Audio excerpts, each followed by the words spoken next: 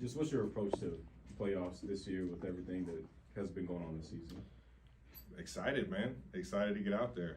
I know we got a big challenge with Miami coming in, and sure enough, who doesn't love playoff football at Arrowhead, baby? You're on the playoff period out?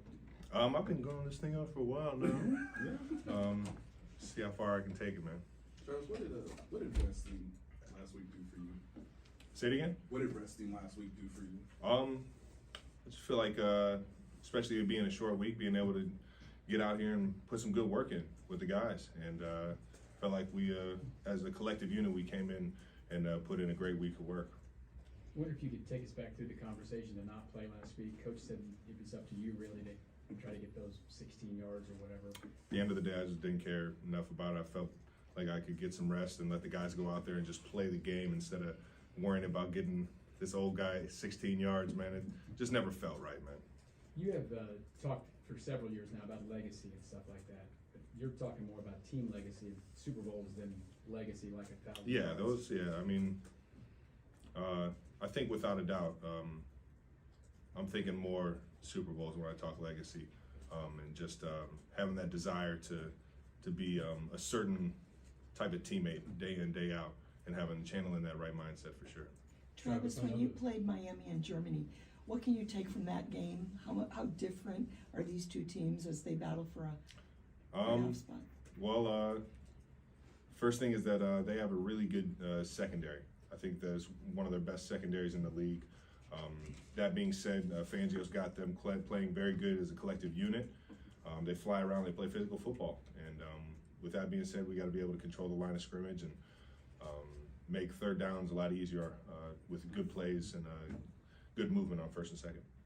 Travis, I know this isn't front of your mind now, but a month and a half ago you had an interview where you mentioned that you think about retirement. Just wondering if you've made a decision. You guys think about retirement? Am I the only one in this boat? No, Is anybody else in this thing? Yeah. Always Whoever's not thinking about stuff down the road, you know, I blame you. I think it's just I have no reason to stop playing football, man. I love it. We still have success. Come in with the right mindset, and I just love the challenge that it gives me every single day to try and be at my best. And like I said, I have no desire to stop anytime soon. But you said you thought about it. What would you do if you weren't playing football? That's the point. The off season, you know, being able to get out there and really find what you love to do. And I've been fortunate to do a few things outside of the sports world that I've been enjoying doing, like getting on camera. The SNL stuff kind of opened up a new happiness and a new maybe a new career path for me. But it's funny for me to even say that at this point in my career, because I think it's so much further down the road than it is right now. Travis, when you get a break like you did last week, you have had so much attention from all the defenses. They play you physical. They try to disrupt everything. You're the main guy. Did you get any perspective on maybe a way to, I don't know, handle that kind of attention, or what you can do to kind of somehow, you know, kind of free up a little bit? Were you looking at videos? Still ways to impact the game, and that's in the run game, being able to be a good blocker. In the pass game, running my routes accordingly to get other guys open if it's possible. You know, getting a lot of attention, you can free up a lot of guys, and I think that's the biggest thing, is you're still finding ways to help out the team, even if they are quote unquote taking you away. But yeah, love the challenge. I apologize, Travis. In your 11 years in the league now, between the hyper-extended knee and, you know, in week one, and just the little nicks and dings that go throughout the years and the challenges with the offense, has this been the most challenging year for you, maybe? Man, I would have to go down the list year by year, but I've enjoyed the challenge of this year. Obviously not the same success, but it's a different journey, and you just got to appreciate every journey as they come along, man. What about this challenge have you enjoyed? It's like I said, it's just new. It's new. It's a new feel. It's a new challenge to, you know, find ways to get open. It's a new challenge to find ways to get wins.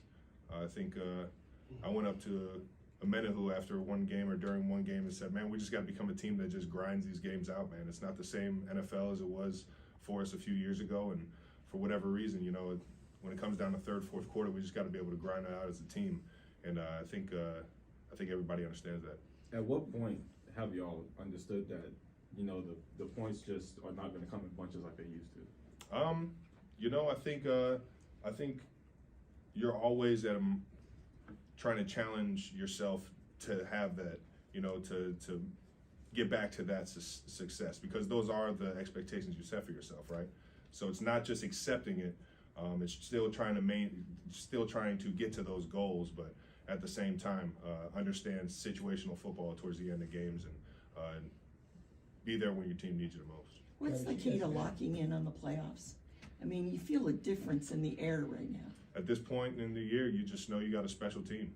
You know, you've gone through the ups and downs of the season. You find yourself sitting in the playoffs, and anything can happen in the dance. Couple more. You have so much playoff experience yourself, and even your young guys have a lot of playoff experience because you won the Super Bowl last year. How important is that, and can you maybe remember what it was like your very first playoff game? There wasn't a lot of people on this team who had playoff experience at that point. I mean, it's just going to be really fast. It is what it is. The playoffs are that much faster, and it kind of gradually goes up steps as you go along in the playoffs, and you got to practice that much harder. You know, it's not necessarily that you're practicing harder. You're just practicing with that much more focus on the little things, and it's because, you know, things happen faster in the playoffs, and it can be overwhelming. But at the same time, I think that's why you got good leaders, guys that have been there, and we've been fortunate to have those guys. And the experience is valuable, though? Oh yeah, I mean, guys are just flying around. They don't know what they don't know, baby. We'll close it out with Adam and then Nate. Travis, you talked a minute ago about how this has been a different kind of journey for you guys. You had to find different ways to get the job done. Has that had an effect on Pat, you think, one way or the other? I mean, we're all growing in this thing together. It is, you know, I think Coach Reed, even over the course of his career, he's had some ups and downs, but understands, you know, what it takes to get there. And so you latch onto those leaders and you take advice when you can and just roll with the punches, because we all are still kind of learning in this thing together. Every single season is going to be different, and you got to accept it. Travis, I know you obviously had a moment with Tyreek after the game in Germany. Just how much have you thought about having time during Saturday's game to watch what he's like to perform in Arrowhead for the first time as an opponent? You know what? I expect KC to give him nothing but love until he's putting up the peace sign. Then he might hear a few boos, but who he was for this community it speaks volumes. You know, every single kid's camp he had, he made it his effort to go out and shake those hands and give those kids an experience they'll never have again. And you know, that's why Tyreek is loved in this city, and he'll forever be loved in this city because of who he was off the field in this community as well, man. So it's gonna be electric just to see him, man. He's always one of the best football players in the league when he's on the field. So All right, thanks, guys. have a good one, guys. Thanks.